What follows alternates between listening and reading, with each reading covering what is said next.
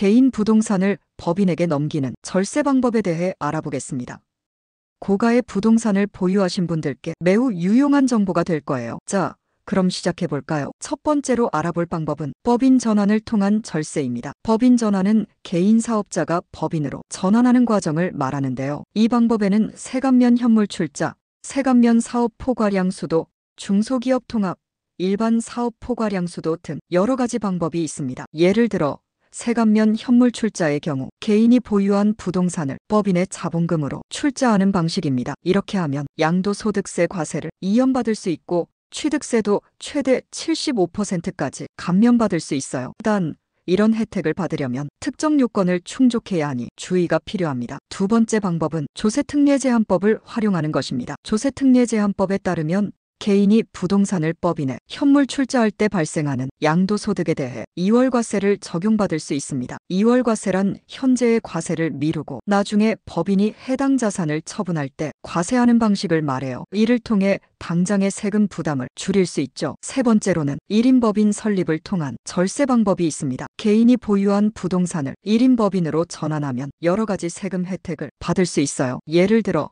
임대소득에 대한 세금을 줄일 수 있고 건강보험료도 절감할 수 있습니다. 또한 부동산 시세가 크게 오른 경우에는 양도소득세 부담도 줄일 수 있어요. 구체적으로 살펴보면 개인의 경우 임대소득이 종합소득세 과세 대상이 되어 최고 45%의 세율이 적용될 수 있지만 법인의 경우 9%, 19%, 21% 적용되어 세금 부담이 줄어들 수 있습니다. 네 번째 방법은 가족법인을 활용하는 것입니다. 가족들과 함께 법인을 설립하고 적절한 지분 구조를 만들면 증여세를 절감할 수 있어요. 특히 임대법인의 경우 기업 가치가 상대적으로 낮게 평가되기 때문에 상속에 유리한 측면이 있습니다. 예를 들어 부모가 보유한 고가의 부동산을 법인으로 전환하고 자녀들에게 지분을 나눠준다면 직접 부동산을 증여하는 것보다 세금 부담을 크게 줄일 수 있습니다. 다섯 번째로는 사업양수도 방법을 활용하는 것입니다. 개인 사업자가 법인으로 전환할 때 사업양수도 방식을 이용하면 부가가치세 과세를 회피할 수 있어요. 이는 사업용 자산을 포괄적으로 양도하는 경우에 해당됩니다. 하지만 이런 방법들을 활용할 때 주의해야 할 점들이 있습니다. 먼저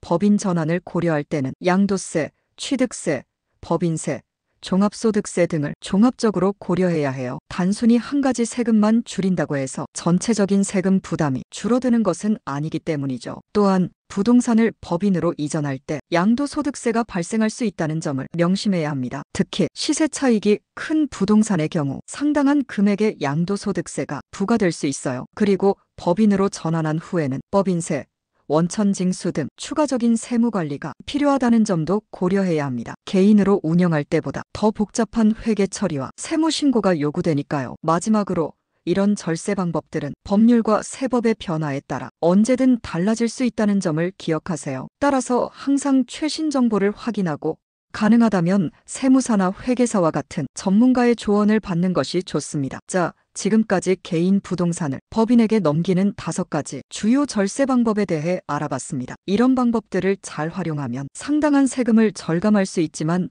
동시에 복잡한 법적, 세무적 이슈들도 고려해야 한다는 점을 꼭 기억하세요. 여러분의 상황에 맞는 최적의 방법을 찾아 현명한 절세 전략을 세우시기 바랍니다. 오늘 영상이 도움이 되셨길 바라며 다음 영상에서 또 만나요.